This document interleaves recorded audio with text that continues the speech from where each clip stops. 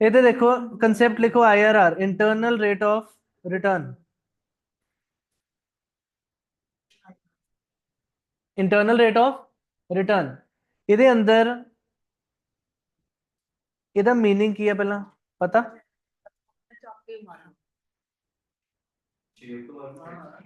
Internal rate of return ਦਾ meaning Jagdeep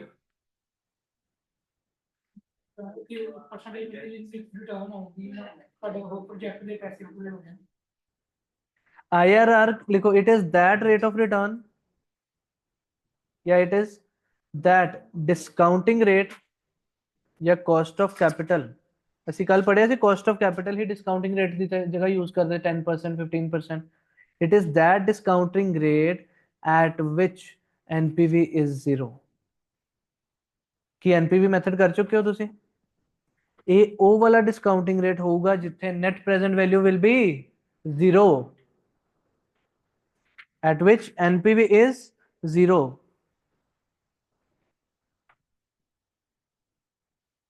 NPV 0 ਦਾ ਮਤਲਬ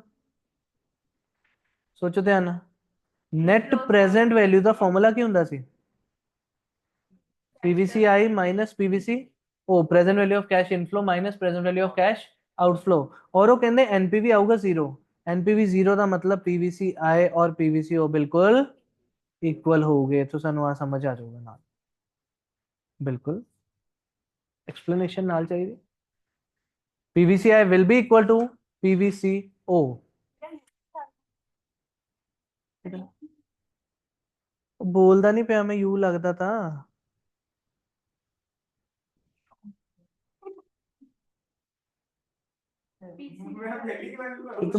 तो पुक्को लिख दे, पुक्का।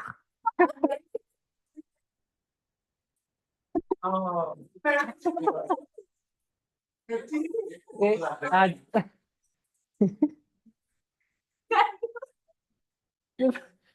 पहला पहला मैच होना आज तक का जेड़ा नवा नवा ही कंसेप्ट है ना, पुक्की माइनस पुक्की। Present value of cash inflow minus present value of cash outflow, और जीरो आऊगा मींस इथे दोनों इक्वल हो गए। एक केड़े रेट पे हो गए? That will be called IRR, internal rate of return.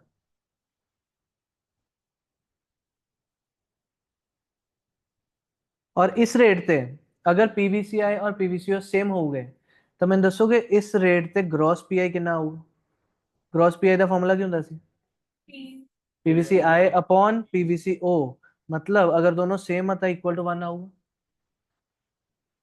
ਇੱਥੇ ग्रॉस PI ਕੀ ਆਊਗਾ? 1। ਉਸ ਤੋਂ ਅਗਲੀ ਗੱਲ ਦੱਸੋਗੇ ਨੈਟ PI ਕੀ ਹੁੰਦਾ ਸੀ? यस, नेट PI ਹੁੰਦਾ ਸੀ ग्रॉस PI -1। ਤਾਂ मतलब अगर वो 1 ਸੀ ਤਾਂ 1 -1 करके net PI will be 0। Yes, ਇਹ ਤਿੰਨ ਕਨਸੈਪਟਸ ਹੋ ਗਏ ਨਾ ਸਾਡੇ ਵੀ। ਅਗਰ ਅਸੀਂ IRR ਰੇਟ ਦੀ ਗੱਲ ਕਰੀਏ ਉੱਥੇ NPV ਸਾਡਾ 0 ਹੋਊਗਾ, PVCI PVCO ਇਕੁਅਲ ਹੋਊਗੇ, ग्रॉस PI 1 ਹੋਊਗਾ और नेट PI 0 ਹੋਊਗਾ। ਇਹ ਸਾਡੇ ਸਮਝਣ ਲਈ ਕਨਸੈਪਟਸ। हाँ नीचे लिख लो, कोई दिक्कत नहीं।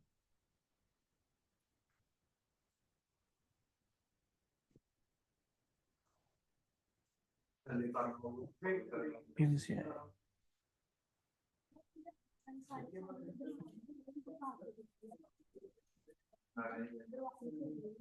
ठीक है। अगर ਤੁਸੀਂ ਹੁਣ ਧਿਆਨ ਨਾਲ ਸੁਣੋ ਇਧਰ ਆ ਜਾ, ਇਹਦਾ एग्जांपल सुनो। स्पर्शु एग्जांपल सुनो। मान लो एट 10% डिस्काउंटिंग फैक्टर या प्रेजेंट वैल्यू फैक्टर ਤੁਹਾਨੂੰ क्वेश्चन गिवन है इनफ्लोस, ਉੱਥੇ 10% प्रेजेंट वैल्यू फैक्टर ਤੁਸੀਂ ਲਗਾਇਆ ਤਾਂ ਤੁਹਾਡੇ को PVCI आए 42,000। सॉल्व करके देखोगे है ना, PVCI आ गया मान लो 42,000 और PVCO आ गया ਤੁਹਾਡੇ को 30,000। तो NPV कितना आया? 12,000। अच्छा क्या ओके, मतलब ए NPV ਤੇ IRR ਤਾਂ ਨਹੀਂ ਆ। 10% इज नॉट द IRR आ रहा। अगर NPV कितना आ रहा? 12,000 आ रहा, मतलब IRR 10% नहीं है क्योंकि NPV 0 नहीं आया ना। NPV क्या आया? पॉजिटिव। 10% डिस्काउंटिंग फैक्टर यूज करके NPV कितना आया? 12,000, मतलब IRR तो नहीं है। फिर ਅਸੀਂ ਗਏ ਨੈਕਸਟ ਰੇਟ ਤੇ, ਅਸੀਂ ਐਗਜ਼ਾਮਪਲ ਨੈਕਸਟ ਲੈ ਲਿਆ 15% ਪ੍ਰੈਜ਼ੈਂਟ ਵੈਲਿਊ ਫੈਕਟਰਸ। ठीक है, ऐसी की ले लिया। 15% प्रेजेंट वैल्यू फैक्टर थे। पीवीसीआई मान लो ਤੁਹਾਡੇ ਕੋ ਆਇਆ 31000 ਕੀ ਆਇਆ ਪੀवीसीआई 31000 ਔਰ ਪੀवीसीओ ਤੁਹਾਡੇ ਕੋ ਆਇਆ 30000 ਰੁਪਏ ਦਾ। ਤਾਂ ਉਹਦਾ ਡਿਫਰੈਂਸ ਕਿ ਐਨਪੀਵੀ ਕਿੰਨਾ ਆ ਗਿਆ? एनपीवी आ गया रुपीज 1000 का। ये भी पॉजिटिव है, मतलब आईआरआर 15% भी नहीं है। ठीक है, इतने की आ गया एनपीवी 1000। फिर ਅਸੀਂ ਇਸ ਤੋਂ ਅੱਗੇ ਵੀ ਹਲੇ ਸਪਰਸ਼ मतलब ਇੱਥੇ ਵੀ एनपीवी ਘਟ ਗਿਆ ਬਟ ਜ਼ੀਰੋ ਨਹੀਂ ਹੋਇਆ, मतलब 15% ਤੋਂ ਵੀ ਅੱਗੇ ਜਾਣਾ ਪਏਗਾ आईआरआर फाइंड ਕਰਨ ਲਈ। ਅਸੀਂ ਨੈਕਸਟ ਰੇਟ ਤੇ ਚੈੱਕ ਕੀਤਾ ਐਟ ਮੰਨ ਲਓ 20% present value factor. 20% present value factor ਤੇ ਸਾਡੇ ਕੋ ਕੀ ਆਇਆ? Present value of cash inflows आ गए साढ़े 27,000 और आउटफ्लो कितना सी साडा 30,000। आउटफ्लो तो सेम सी ना, इनफ्लोज की प्रेजेंट वैल्यू चेंज हो रही है। इतने एनपीवी की आ गया -3000। ਅਸੀਂ ਇੱਥੇ ਤੱਕ ਜਾਣਾ ਪਹਿਲਾਂ ਇਦਾਂ ਕੁਐਸਚਨ ਚ।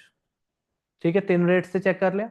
ਪਹਿਲੇ ਤੇ ਪੋਜ਼ਿਟਿਵ ਆਇਆ, ਦੂਜੇ ਤੇ ਵੀ ਪੋਜ਼ਿਟਿਵ ਆਇਆ ਬਟ ਨੀਅਰ ਟੂ ਜ਼ੀਰੋ ਆ ਚੁੱਕਾ ਸੀ। ਅਗਲੇ ਤੇ ਸਾਡੇ ਕੋਲ ਨੈਗੇਟਿਵ ਆ ਗਿਆ। ਹੁਣ ਇੱਕ ਪੋਜ਼ਿਟਿਵ ਪਤਾ ਇੱਕ ਨੈਗੇਟਿਵ ਪਤਾ, ਦੋਨਾਂ ਦੇ ਸੈਂਟਰ 'ਚ ਜ਼ੀਰੋ ਆਊਗਾ। मतलब 15 और 20 ਦੇ ਸੈਂਟਰ 'ਚ ਕਿਤੇ ਕੋਈ ਇਦਾਂ ਦਾ ਰੇਟ ਹੋਊਗਾ which will be IRR internal rate of return. ਤਾਂ ਹੁਣ ਇੱਥੇ ਜਦ 15% ਤੇ ਸਾਨੂੰ ਐਨਪੀਵੀ ਪੋਜ਼ਿਟਿਵ ਮਿਲ ਗਿਆ ਔਰ 20% ਤੇ ਨੈਗੇਟਿਵ ਮਿਲ ਗਿਆ, ਇਹਦੇ ਸੈਂਟਰ 'ਚ ਜਾਣ ਲਈ ਅਸੀਂ ਇੱਥੇ ਫਾਰਮੂਲਾ ਲਗਾ ਦੇਣਾ। ਸੋ ਕੀ ਲਿਖੋਗੇ? ਆਈਆਰਆਰ ਇਜ਼ ਇਕੁਅਲ ਟੂ पहली गल लोअर रेट या lower limit plus NPV at lower NPV at lower rate upon NPV at lower rate minus NPV at upper rate या higher rate into higher rate minus lower rate the difference range lower rate लिया NPV lower rate upon NPV lower rate minus NPV at higher rate difference into rates the difference higher rate minus lower rate. ਤੁਹਾਡੇ ਕੋਲ ਦੋ rates ਕਿਹੜੇ ਆ? 15 and 20। ਪ੍ਰਿयंका ਕਿਹੜੇ? 15 and 20। ਉਹ hire rate ਬੋਲਿਆ ਪੁੱਤ, ਤੈਨੂੰ ਕੀ ਕਰੀ ਜਾਣਾ ਤੂੰ?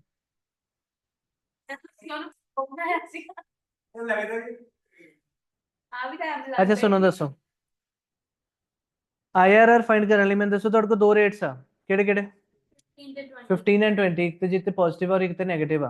सो लोअर रेट दोनों चो 15% प्लस लोअर वाले दा एनपीवी कितना 1000 अपॉन लोअर वाले दा एनपीवी 1000 माइनस अपर वाले दा एनपीवी माइनस किया तुसी -3000। ठीक है, इनटू दोनों रेंजेस का डिफरेंस किया 20 माइनस 15 है ना। तो की आ गया 15 प्लस 1000 अपॉन की हो गया 4000 इंटू 5। तो ਤੁਹਾਡੇ ਕੋ ਆਇਆ 16.25% ਆਇਆ IRR, ਜਿੱਥੇ ਤੁਹਾਡਾ NPV will be 0, at which NPV will be 0।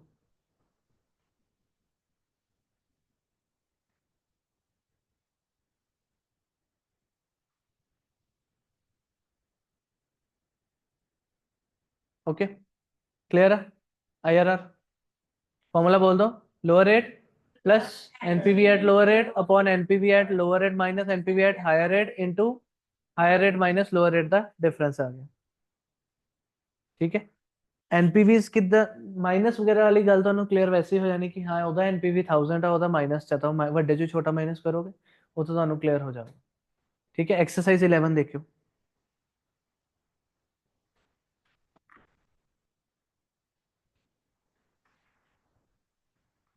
Exercise 11 question ही कहता है आईआरआर ਦਾ, ਕਹਿੰਦੇ calculate internal rate of return. ਤਾਂ internal rate of return find ਕਰਨ ਲਈ ਤੁਹਾਨੂੰ ਉਹਨਾਂ ਨੇ ਦੋ ਰੇਟਸ ਦਿੱਤੇ present value factors 10% and 12% project X ਲਈ, ਔਰ ਇਨਫਲੋਸ ਗਿਵਨ 4000 6000 8000 ਐਂਡ 10000। ਜਦ ਰਾਜਾ ਤੁਸੀਂ ਇਧਰ दोनों चीज़ें मल्टीप्लाई करोगे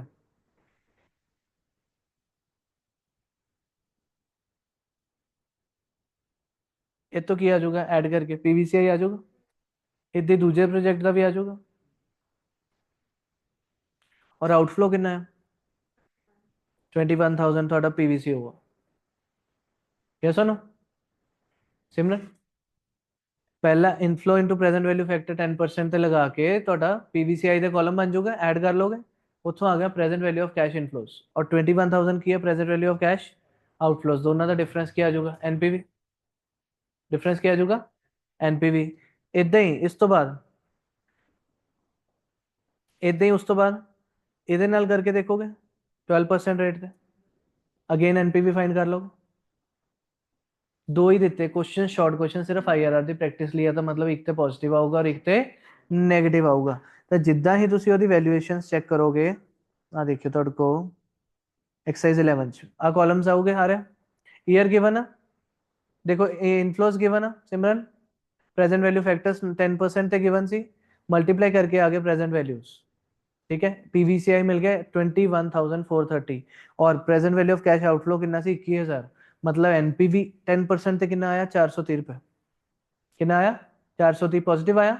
ਜਦੋਂ ਤੋਂ ਇੱਦੇ ਤੁਸੀਂ 12% ਦਾ ਕਾਲਮ ਬਣਾ ਕੇ ਕੀਤਾ, ਉਹਦਾ ਪੀਵੀਸੀ ਆਇਆ 20,410 ਔਰ ਪੀਵੀਸੀ ਉਹ ਕਿੰਨਾ ਸੀ 21,000, ਉਹਦਾ ਨੈਗੇਟਿਵ ਆ ਗਿਆ 590, ਇੱਕ ਪੋਜ਼ਿਟਿਵ ਇੱਕ ਨੈਗੇਟਿਵ, ਇੱਥੇ ਦੋ ਤਾਂ ਰੇਟ ਸੀ, ਇੱਥੇ ਤਾਂ ਆਣਾ ਹੀ ਇਹ ਸੀਗਾ ਨਾ ਕਿਉਂਕਿ ਪ੍ਰੈਕਟਿਸ ਦਾ ਕੁਐਸਚਨ ਆਈਆਰਆਰ ਦਾ। ਉਸ ਤੋਂ ਬਾਅਦ ਫਾਰਮੂਲਾ ਲਗਾਇਆ, ਤੁਹਾਡੇ ਕੋ ਆ ਗਿਆ 10.843 ਆ ਗਿਆ ਤੁਹਾਡਾ ਆਈਆਰਆਰ। कोई डाउट? बोलो कोई डाउट एनीवन? क्लियर है? दोनों पॉजिटिव नहीं, सपोज तीन चार रेट्स होन फिर हो सकता पहला भी पॉजिटिव आ गया, दूजा पॉजिटिव आ गया, फिर तीजा नेगेटिव आ गया, फिर ਤੁਸੀਂ ਦੂਜੇ और तीजे ਦੇ सेंटर ਚ ਦੇਖੋਗੇ ਨਾ। ਦੋ ਹੀ ਦਿੱਤੇ तो प्रैक्टिस क्वेश्चन है ना, ਤਾਂ ਹੀ ਕਿ आईआरआर ਦਾ ਹੀ पर्टिकुलर क्वेश्चन। और कल ਕਿਹੜਾ क्वेश्चन ਕੀਤਾ ਸੀ याद ਆ 33 ਉਹ ਚ ਵੀ आईआरआर ਪੁੱਛਿਆ ਸੀ, आईआरआर ਪੁੱਛਿਆ ਸੀ ਨਾ ਉਹ 'ਚ। ਉਹਦੇ ਵਿੱਚ ਵੀ ਦੇਖੋ ਤੁਸੀਂ ਕੱਲ ਟੇਬਲ ਕਿਹੜੇ ਪਰਸੈਂਟੇਜ ਦਾ ਬਣਾਇਆ ਸੀ, 12% ਦਾ ਪੀਵੀਸੀਆਈ ਔਰ ਐਨਪੀਵੀ ਤੁਸੀਂ ਫਾਈਂਡ ਕੀਤਾ ਸੀ, 12% ਦਾ ਦੱਸੋਗੇ ਐਨਪੀਵੀ ਕਿੰਨਾ ਆਇਆ ਸੀ ਕੱਲ, ਉਹ ਇੱਥੋਂ ਦੇਖ ਲਓ ਐਨਪੀਵੀ ਤੁਹਾਡਾ ਆਇਆ ਸੀ पॉजिटिव है ना 70,000 समथिंग चो 68,000 समथिंग जो भी माइनस किया, नहीं 7,09,000 चो 6,80,000 माइनस किया, तो 29,000 समथिंग आया सी पॉजिटिव आया सी। ਇਹ ਕੀਤਾ ਸੀ 12% ਤੇ। ਹੁਣ ਜਦ ਆਈਆਰਆਰ ਕਰਨਾ ਤਾਂ ਤੁਹਾਨੂੰ 12 ਤੋਂ ਬਾਅਦ ਅਗਲੀ ਪਰਸੈਂਟੇਜ ਤੇ ਵੀ ਚੈੱਕ ਕਰਨਾ ਪੈਣਾ। ਤੁਹਾਡੇ ਕੋਲ ਕੁਐਸਚਨ ਚ 3% ਗਿਵਨ ਸੀ, ਕੱਲ ਦੱਸਿਆ ਸੀ ਕਿ ਕਿਉਂ ਗਿਵਨ ਆ।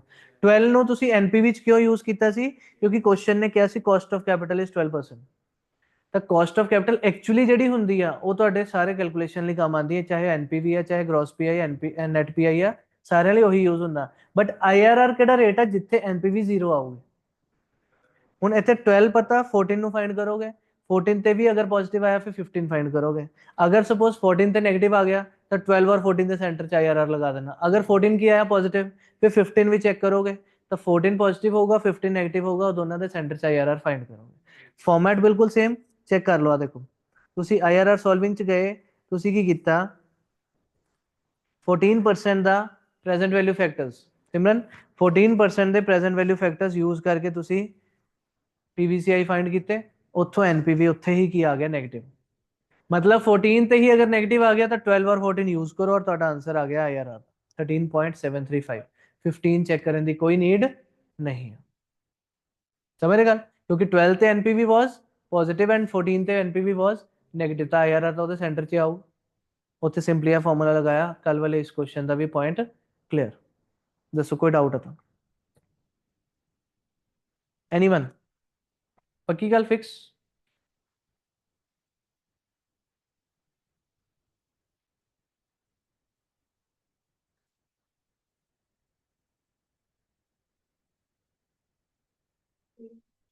फिर बत्तियां जगाएगी स्ट्रीट लाइट्स।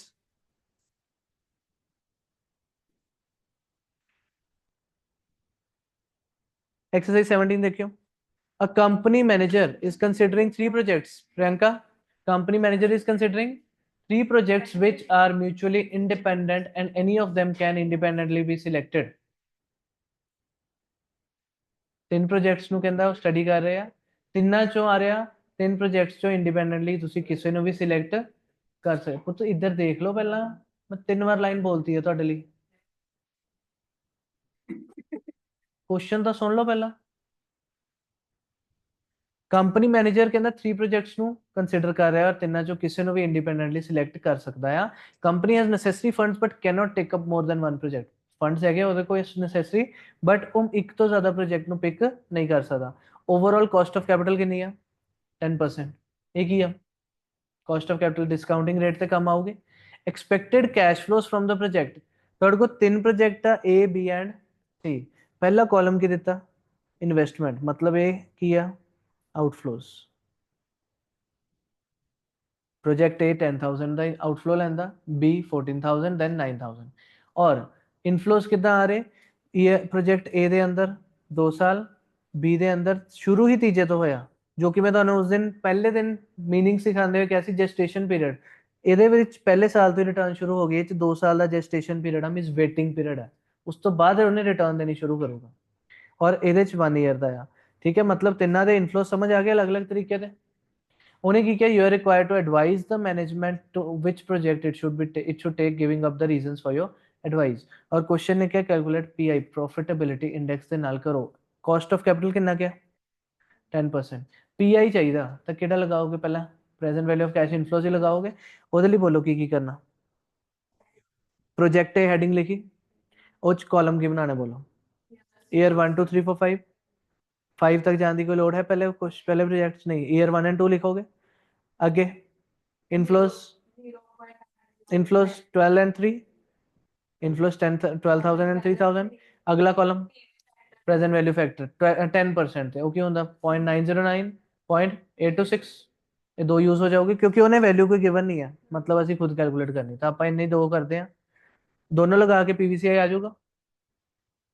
और पीवीसीओ कितना है? 10,000। उतो एनपीवी, उतो पीआई क्या होने, पीआई लगा लो। ठीक है, इदा ही तीनों प्रोजेक्ट्स ਤੇ ਹੋ ਜਾਊਗਾ ਕੰਮ। ਜਿਹੜਾ ਸੈਕੰਡ ਪ੍ਰੋਜੈਕਟ ਆ ਉਹ ਚ ਈਅਰ 1 ਔਰ 2 ਤੇ ਪ੍ਰੈਜ਼ੈਂਟ ਵੈਲਿਊ ਫੈਕਟਰ ਲਿਖ ਲਓਗੇ, ਬਟ ਜ਼ੀਰੋ ਇਨਫਲੂਐਂਸ ਨਾਲ ਜ਼ੀਰੋ ਹੀ ਆਊਗਾ। ਔਰ ਤੀਜੇ ਚੌਥੇ ਪੰਜਵੇਂ ਤੇ ਤੁਹਾਡੇ ਕੋਲ ਪੀਵੀਸੀਆਈ ਆ ਜਾਊਗਾ, ਟੋਟਲ ਆ ਜਾਊਗਾ। ਤਿੰਨਾਂ ਚ ਪੀਆਈ ਆ ਜਾਊਗੇ। ਹੁਣ ਪੀਆਈ ਦੱਸੋ, ਜਿਹਦਾ ਜ਼ਿਆਦਾ ਹੋਇਆ ਉਹ ਵਧੀਆ ਕਿ ਘੱਟ ਹੋਇਆ ਉਹ ਵਧੀਆ? ਇਦਾਂ ਐਨਪੀਵੀ ਵੀ ਜਿਹਦਾ ਜ਼ਿਆਦਾ ਹੋਇਆ ਉਹ ਵਧੀਆ ਕਿ ਘੱਟ ਵਧੀਆ? ਜ਼ਿਆਦਾ। ਠੀਕ ਹੈ, ਹੁਣ ਇੱਕ ਚੀਜ਼ ਹੋਰ, ਇੱਥੇ ਐਨਪੀਵੀ ਨਾਲ ਆਨਸਰ ਦੇਣਾ ਚਾਹੀਦਾ ਕਿ ਪੀਆਈ ਨਾਲ, ਜੇ ਸਾਇਲੈਂਟ ਹੋਏ? ਨਹੀਂ, ਉਹਨੇ ਹਿੰਟ ਚ ਲਿਖਿਆ, ਇਹ ਵੀ ਦੱਸ ਦੋ ਤੁਹਾਨੂੰ। ਉਹਨੇ ਕਿਹਾ ਦੱਸੋ ਕਿਹੜਾ ਪ੍ਰੋਜੈਕਟ ਵਧੀਆ। ਉਹਦੀ ਰੀਜ਼ਨ ਸੁਣੋ, ਆਨਸਰ ਦੇਣ ਨੂੰ। ਹੁਣ ਇਦਾਂ ਦੀ ਚੀਜ਼ ਐਨਾਲਿਸਿਸ ਚ ਕੰਮ ਆਉਂਦੀ ਹੈ ਪੇਪਰ ਚ ਨਾ। ਅਗਰ ਤੁਸੀਂ ਇਹਦਾ ਆਨਸਰ ਐਨਪੀਵੀ ਨਾ ਦਿਓਗੇ, ਪਹਿਲੇ ਪ੍ਰੋਜੈਕਟ ਦਾ ਐਨਪੀਵੀ ਆ ਰਿਹਾ 3386, ਦੂਜੇ ਪ੍ਰੋਜੈਕਟ ਦਾ ਨੈਟ ਪ੍ਰੈਜ਼ੈਂਟ ਵੈਲਿਊ ਆ ਰਿਹਾ ਤੁਹਾਡਾ 1265, ਔਰ ਤੀਜੇ ਪ੍ਰੋਜੈਕਟ ਦਾ ਆ ਰਿਹਾ ਤੁਹਾਡਾ 2716। ਠੀਕ ਹੈ, ਕਿਹੜਾ ਸਹੀ ਲੱਗ ਰਿਹਾ ਇੱਥੇ ਵੀ? ਆਲਮੋਸਟ ਇੱਕ ਤਾਂ ਪਹਿਲੀ ਗੱਲ ਆਨਸਰ ਤਾਂ ਮਿਲ ਜਾਊਗਾ ਕਿ ਹਾਂ ਕਿਹੜਾ ਵਧੀਆ। ਐਨਪੀਵੀ ਦੇ ਅਕੋਰਡਿੰਗ ਅਗਰ ਉਹ ਕਹਿ ਦੇ, ਆਪਾਂ ਦੱਸ ਸਕਦੇ ਹਾਂ ਕਿ ਕਿਹੜਾ ਵਧੀਆ ਜਿਸ ਚ ਨੈਟ ਪ੍ਰੈਜ਼ੈਂਟ ਵੈਲਿਊ ਸਭ ਤੋਂ ਜ਼ਿਆਦਾ। ਬਟ ਅਸੀਂ ਇਹ ਚ ਫੇਰ ਵੀ ਅਗਰ ਸਾਇਲੈਂਟ ਆ, ਪੀਆਈ ਨੂੰ ਥੋੜਾ ਜਿਹਾ ਜ਼ਿਆਦਾ ਇੰਪੋਰਟੈਂਸ ਦੇ ਸਕਦੇ ਹਾਂ। ਸੋਲਵਿੰਗ ਸੇਮ ਆ ਪਹਿਲੀ ਗੱਲ, ਸੋਲਵ ਦੋਨੋਂ ਹੋ ਸਕਦੇ ਆ ਕਿਉਂਕਿ ਪੀਵੀਸੀਆਈ ਪੀਵੀਸੀਓ ਪਤਾ, ਪਰ ਇੰਪੋਰਟੈਂਸ ਪੀਆਈ ਨੂੰ ਜ਼ਿਆਦਾ ਕਿਉਂ ਦੇਣੀ ਆ? ਅਸੀਂ ਆ ਕਹਿ ਰਹੇ ਆ ਇੰਨੇ ਪੈਸੇ ਰਿਟਰਨ ਮਿਲੀ ਇੰਨੇ ਲਗਾ ਕੇ, ਰੇਸ਼ੀਓ ਚ ਆ ਰਿਹਾ ਨਾ 1 ਪੁਆਇੰਟ ਸਮਥਿੰਗ। एनपीवी की बोल रहा है बस कि मैंने उस प्रोजेक्ट 3,000 बचे, उस प्रोजेक्ट 1,000 बचे आ थोड़ी पता लग रहा है कि मैं लगाए किन्ने से। ਇੱਥੇ ਦੋ ਤਿੰਨਾਂ ਦੇ ਕੀ ਹੈ, ਆਊਟਫਲੋ ਸੇਮ ਨਹੀਂ ਹੈ। ਤਿੰਨਾਂ ਦੇ ਆਊਟਫਲੋ ਅਗਰ 10,000 ਹੀ ਹੁੰਦੇ ਨਾ, ਫਿਰ ਮੈਂ ਕਹਿ ਦੇਣਾ ਸੀ ਜਿਹਦਾ ਐਨਪੀਵੀ ਜ਼ਿਆਦਾ ਉਹ ਕਹਿ ਦੋ ਵਧੀਆ ਆ, ਕਿ ਭਾਜੀ ਲਗਾਣੇ ਤਿੰਨੋਂ ਪ੍ਰੋਜੈਕਟ 10,000 ਹੀ ਆ, ਅਗਰ ਉਹਦਾ ਐਨਪੀਵੀ ਜ਼ਿਆਦਾ ਆਇਆ, ਦੂਜੇ ਦਾ ਜ਼ਿਆਦਾ ਆਇਆ, ਜਿਹਦਾ ਵੀ ਜ਼ਿਆਦਾ ਆਇਆ ਗੁੱਡ ਹੈ। ਇੱਥੇ ਫੇਰ ਵੀ ਇੰਪੋਰਟੈਂਸ ਪੀਆਈ ਨੂੰ ਜ਼ਿਆਦਾ ਇਸ ਲਈ ਦਿਓਗੇ ਕਿਉਂਕਿ ਉੱਥੇ ਰੇਸ਼ੀਓ 'ਚ ਪਤਾ ਚੱਲ ਰਿਹਾ। ਪਹਿਲੇ ਤਾਂ ਤੁਹਾਡਾ ਪੀਆਈ ਆ ਰਿਹਾ 1.33, ਦੂਜੇ 'ਚ ਆ ਰਿਹਾ 1.09, ਤੀਜੇ 'ਚ ਆ ਰਿਹਾ 1.30, ਤਾਂ ਬੈਸਟ ਫਿਰ ਵੀ ਉੱਥੇ 1 ਹੀ ਆਇਆ। ਬਟ 33 ਤੋਂ ਸਮਝ ਆਇਆ ਕਿ ਲਗਾਨ ਅਕੋਰਡਿੰਗ ਜ਼ਿਆਦਾ ਰਿਟਰਨ ਕੌਣ ਦੇ ਰਿਹਾ? ਪਹਿਲਾ ਪ੍ਰੋਜੈਕਟ, ਕਿਉਂਕਿ ਆਊਟਫਲੋਜ਼ ਅਲੱਗ ਆ। ਇਸ ਲਈ ਅਗਰ ਫਾਈਨੈਂਸ਼ੀਅਲ ਮੈਨੇਜਰ ਦੇ ਦਿਮਾਗ ਨਾਲ ਸੋਚੋਗੇ ਤਾਂ ਪੀਆਈ ਇੱਥੇ ਜ਼ਿਆਦਾ ਇੰਪੋਰਟੈਂਟ ਆ ਸਾਡੇ, क्योंकि लगा नहीं इस क्वेश्चन पीआई ही लगाओगे, इसीलिए रीजन समझाए, गिवन कुछ नहीं है इतने। आउटफ्लोज अलग है ना पुत्र, मैं रीजन ताही समझाई। हिंट नहीं गिवन होनी, इसीलिए ਅਸੀਂ ਆ ਸੋਚ ਰਹੇ ਪੀਆਈ ਕਿਉਂ ਲਗਾਣਾ। ਆਊਟਫਲੋ ਇੱਥੇ 10000 ਤਿੰਨਾਂ ਸੇਮ ਆ ਜਾਏ, ਕੁਝ ਵੀ ਸੇਮ ਆ ਜਾਏ, ਮੈਂ ਕਹਿ ਦੂੰਗਾ ਐਨਪੀਵੀ ਨਾ ਵੀ ਆਨਸਰ ਦੇ ਦੋ, ਦੈਟਸ ਓਕੇ, ਕੋਈ ਪੰਗਾ ਨਹੀਂ। ਉਹ ਕਹਿੰਦੇ ਹੁੰਦੇ ਨਾ ਕਈ ਵਾਰ, ਹਾਂ ਪੀਆਈ ਦੇ ਵਿੱਚ ਰੇਸ਼ੀਓ ਅਕੋਰਡਿੰਗ ਆ ਰਿਹਾ ਨਾ, ਦੈਟਸ ਮੋਰ ਰੀਜ਼ਨੇਬਲ ਆਨਸਰ ਵਾਸਤੇ, ਕਿਉਂਕਿ ਉਹ ਰੇਸ਼ੀਓ ਚ ਕਹਿ ਰਿਹਾ ਭਾਜੀ ਇੰਨੇ ਲਗਾ ਕੇ ਇੰਨਾ ਮਿਲਿਆ ਤਾਂ 1.33 ਆਈ। ਅਗਰ ਤੁਹਾਡੇ ਕੋਲ ਇੱਕ ਆਨਸਰ ਆਇਆ 1.5, ਇੱਕ ਆਇਆ 1.2, ਇੱਕ ਆਇਆ 1, 1 मतलब ਜਿੰਨੇ ਲਗਾਏ ਉਨੇ ਹੀ ਆਏ। 1.2 कह रहे ਸਾਨੂੰ 1.2 टाइम्स आ गए, उधर कहता 1.5 गुना आ गया रिटर्न, दैट्स गुड। उतो समझ आ रहा है कितने ज्यादा टाइप ਦੀ ਰਿਟਰਨ ਆ ਰਹੀ ਹੈ, ਤਾਂ ਇੱਥੇ ਪੀਆਈ ਦੀ ਜ਼ਿਆਦਾ ਇੰਪੋਰਟੈਂਸ ਹੈ। M I clear? So Ki answer ਲਿਖੋਗੇ ਸਾਰਾ ਕਰਕੇ, ਇੱਕ ਤਾਂ ਨਾਲ ਮਾਈਂਡ ਲਈ ਰੀਜ਼ਨ ਲਿਖ ਲਿਓ ਨਾਲ ਕਿ ਪੀਆਈ ਕਿਉਂ ਪ੍ਰੈਫਰ ਕੀਤੀ ਹੈ। ਐਨਪੀਵੀ ਕੱਢ ਸਕਦੇ ਹੋ ਪ੍ਰੈਕਟਿਸ ਲਈ, ਇਸ ਕੁਐਸਚਨ ਵੀ ਕਰਨੀ ਹੈ ਕਰ ਲਈਓ ਕਿ ਐਸ ਪਰ ਐਨਪੀਵੀ ਪ੍ਰੋਜੈਕਟ ਉੱਥੇ ਵੀ ਇਹ ਹੀ ਸਹੀ ਆ ਰਿਹਾ, ਬਟ ਨਾਲ ਕਹੀਓ ਕਿ ਪੀਆਈ ਕਿਉਂ ਕਰਨੀ ਹੈ। ਸਮਝ? ਸੀਏ ਵਾਲੇ ਤਾਂ ਇਦਾਂ ਦੀ ਚੀਜ਼ ਉੱਦਾਂ ਹੀ ਸਾਫ਼ ਹੀ ਕਹਿੰਦੇ ਆ ਕਿ ਇੱਥੇ ਦਿਮਾਗ ਲਗਾਓ ਕਿਉਂ। ਦੱਸੋ ਕੋਈ ਡਾਊਟ? ਇੱਕ ਐਗਜ਼ਾਮਪਲ ਲਿਖਣਾ ਬਸ, ਉਸ ਤੋਂ ਬਾਅਦ ਤੁਹਾਨੂੰ ਛੁੱਟੀ। ਕੱਲ ਤੋਂ ਹੁਣ ਤੁਸੀਂ ਫਲੋ ਦੇ ਵਿੱਚ ਕੁਐਸਚਨਸ ਕਰਨੇ ਆ, ਇੱਕ ਐਗਜ਼ਾਮਪਲ ਸਮਝ ਕੱਲ ਤੱਕ ਕਰ ਆਈਓ ਨਾ, ਤਾਂ ਹੀ ਅੱਜ ਮੈਂ ਬਸ ਇਸ ਐਗਜ਼ਾਮਪਲ ਤੋਂ ਬਾਅਦ ਲੀਵ ਕਰਨ ਲੱਗਾ ਬਸ, ताकि सारा काम कंप्लीट कर आइयो। कल तो कोई एक्सक्यूज नहीं। एक एग्जांपल सुनो एक चीज दा, ਤੁਹਾਨੂੰ गिवन आ ईयर 1 2 3 4 5, ठीक है, और ਤੁਹਾਨੂੰ गिवन आ इनफ्लोज। ਮੈਨੂੰ ਤੁਸੀਂ 10% ਤੇ ਡਿਸਕਾਊਂਟਿੰਗ ਫੈਕਟਰਸ ਦੱਸ ਸਕਦੇ ਨਾਲ ਕਿੰਨਾ ਹੁੰਦਾ ਦੱਸੋ? 0.826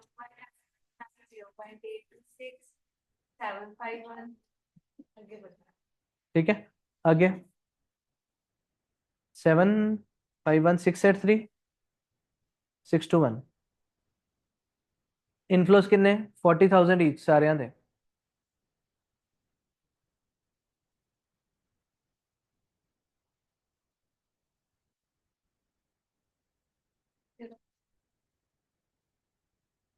ठीक है, ਇਨਫਲੋਸ ਕਿੰਨੇ ਆ ਤੁਹਾਡੇ? 40,000 ਹੈ ਸਾਰੇ ਸਾਲ ਦੇ। डिस्काउंटिंग फैक्टर और प्रेजेंट वैल्यू फैक्टर कुछ भी नाम लिख सकते हो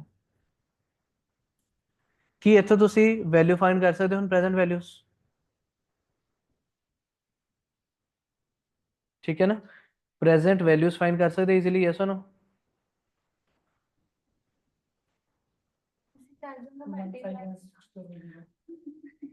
ਹੁਣ ਇੱਥੇ ਇੱਕ ਚੀਜ਼ ਸੁਣੋ ਇੰਪੋਰਟੈਂਟ, ਇੱਥੇ ਤੁਸੀਂ ਇੱਕ ਹੋਰ ਚੀਜ਼ ਕੀ ਕਰ ਸਕਦੇ ਹੋ, ਜਦ ਤੁਹਾਡੇ ਇਨਫਲੋਜ਼ ਸੇਮ ਹੈ ਤਾਂ ਤੁਸੀਂ ਗ੍ਰੈਂਡ ਟੋਟਲ ਨਾਲ ਵੀ ਕਰ ਸਕਦੇ, ਤਾਂ ਉਹ ਹੁਣ ਤੁਸੀਂ ਕਹੋਗੇ ਕਿ ਮੈਂ ਲਿਖੇ ਤਾਂ ਸਾਰੇ ਆ, ਲਿਖੇ ਸਾਰੇ ਆਪਾਂ ਲਿਖਣੇ ਵੀ ਨਹੀਂ ਸਾਰੇ ਅੱਗੇ ਤੋਂ, ਇਧਰ ਦੇ ਕੇਸ ਤਾਂ ਕਰਕੇ ਤਾਂ ਟੋਟਲ ਲਗਾ ਲੋਗੇ ਦੈਟਸ ਓਕੇ, ਬਟ ਔਰ ਦੂਜਾ ਕੀ ਬਣਨਾ ਇਹਦਾ ਕੇਸ, ਇੱਥੇ ਲਿਖੋਗੇ ਈਅਰ, ਇੱਥੇ ਲਿਖੋਗੇ ਇਨਫਲੋਜ਼, डिस्काउंटिंग फैक्टर और प्रेजेंट वैल्यूज। ध्यान ना सुनो, सीधा लिख देना सिमरन, जद राजा इनफ्लो सेम आ 1 2 3 4 5 सब दा सेम आ, ਤਾਂ ਅਸੀਂ ਸਾਰੇ ਨਹੀਂ ਲਿਖਣੇ, ਅਸੀਂ ਸਿੱਧਾ ਲਿਖ ਦੇਣਾ 1 2 5। ਕਿੰਨਾ ਇਨਫਲੋ ਆ ਰਿਹਾ? 40,000 ਦਾ, ठीक है। और डिस्काउंटिंग फैक्टर कितना लेना, कैलकुलेटर चको, लिखो 1 डिवाइड बाय 1.1, 1 अपॉन 1.1 कितना आया पहला? 90 वाला आ गया, कुछ नहीं करना, इक्वल टू दोबारा दबो, सेकंड ईयर का हो गया, थर्ड ईयर का हो गया, फोर्थ ईयर का हो गया, फिफ्थ ईयर का हो गया, इतने तक आ गए, जीटी प्रेस कर दो सीधा, ग्रैंड टोटल इतों पूरे 5 साल के फैक्टर्स का टोटल आ गया ਤੁਹਾਡੇ ਕੋਲ ਸਿੱਧਾ ਹੀ, ठीक है, ਕੀ ਆ ਗਿਆ 5 ਸਾਲ ਦੇ ਫੈਕਟਰਸ ਦਾ ਟੋਟਲ ਆ ਗਿਆ, ਇੱਥੇ ਤੁਸੀਂ ਸਿੱਧਾ ਲਿਖ ਸਕਦੇ 3.790, ਸੋ ਉਹਦੇ ਨਾਲ ਤੁਹਾਡੇ ਕੋਲ ਸਿੱਧਾ ਹੀ ਆ ਜਾਊਗਾ 151600। ਪਹਿਲਾਂ ਆ ਰਿਹਾ ਜਿੱਥੇ ਤੱਕ 6 to 1 ਤੱਕ ਕੈਲਕੂਲੇਸ਼ਨ ਸਿੱਖੀ ਸੀ ਅਸੀਂ ਪਹਿਲਾਂ ਵੀ, 1 ਡਿਵਾਈਡ ਬਾय 1.1, 1 ਸਾਲ 2 ਸਾਲ 3 ਸਾਲ 4 ਸਾਲ 5 ਸਾਲ 621 ਤੱਕ ਆ ਗਿਆ। ਉੱਥੇ ਤੱਕ ਆਪਾਂ ਹੁਣ ਕੀ ਕਰਦੇ ਸੀ, ਇੰਡੀਵਿਜੂਅਲ ਲਿਖਦੇ ਸੀ, ਜਦ ਸਿੱਧਾ ਮੈਂ 1 to 5 ਪੰਜੋ ਸਾਲ ਇਕੱਠੇ ਲਿਖਦੇ ਨੇ ਤਾਂ ਮੈਂ ਇਹਦਾ ਜੀਟੀ ਯੂਜ਼ ਕਰ ਲੈਣਾ, ਗ੍ਰੈਂਡ ਟੋਟਲ। ਜੀਟੀ ਦਾ ਬਟਨ ਹੈ ਨਹੀਂ ਕੈਲਕੂਲੇਟਰ 'ਚ, ਆਹ ਵਾਲਾ ਮਾਡਲ ਲਾਓ ਨਾ ਫਿਰ ਸਪਰਸ਼ ਦੀ ਦੁਕਾਨ ਤੋਂ, MJ12 ਦੀ ਲਿਆ ਕਰੋ,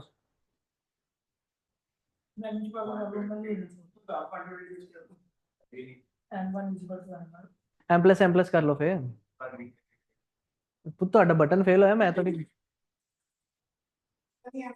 ਮੈਂ ਉਹੀ ਕਿਹਾ ਫਿਰ ਕੈਲਕੂਲੇਟਰ ਤੁਹਾਡਾ ਫੇਲ ਹੋਇਆ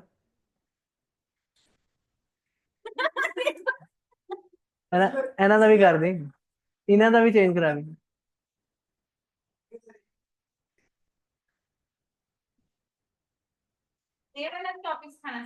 हाँ कि अगर एक चीज ਤਾਂ ਸਿੱਖੀ ਬੱਚਾ ਕਹਿੰਦਾ ਤਿੰਨਾਂ ਪੰਜਾਂ ਦੇ ਮੈਂ ਟੋਟਲ ਲਗਾ ਲਾਂ ਉਹ ਚੀਜ਼ ਵੀ ਉਸਨੇ ਸਿੱਖੀ ਬਟ ਅਗਰ ਸਿੱਧਾ ਹਰ ਸਾਲ ਅਗਰ ਲੌਂਗ ਕੁਐਸਚਨਸ ਆਣੇ ਉੱਥੇ ਚੀਜ਼ਾਂ ਕੰਮ ਆਣੀਆਂ ਰਜੇ ਇਹ ਬੇਸ ਆ ਤੁਹਾਡੇ ਉਸ ਕੁਐਸਚਨਸ ਲਈ ਕਿ ਅਗਰ ਤੁਹਾਡੇ ਕਿਸੇ ਸਾਲ ਚ ਸਿੱਧੇ ਕਿ 1 ਤੋਂ 5 ਸਾਲ ਸੇਮ ਇਨਫਲੋਜ਼ ਆ ਤੁਸੀਂ ਸਿੱਧਾ 1 to 5 ਲਿਖਣਾ 1 2 3 4 5 ਸਾਰੇ ਨਹੀਂ ਲਿਖਣੇ समझे रितेश सीधा 1 to 5 और फैक्टर जीटी वाला यूज करोगे और ਤੁਹਾਡੇ प्रेजेंट वैल्यू सॉल्व हो जाओगे क्लियर है ठीक है क्लियर है चलो बस बहुत है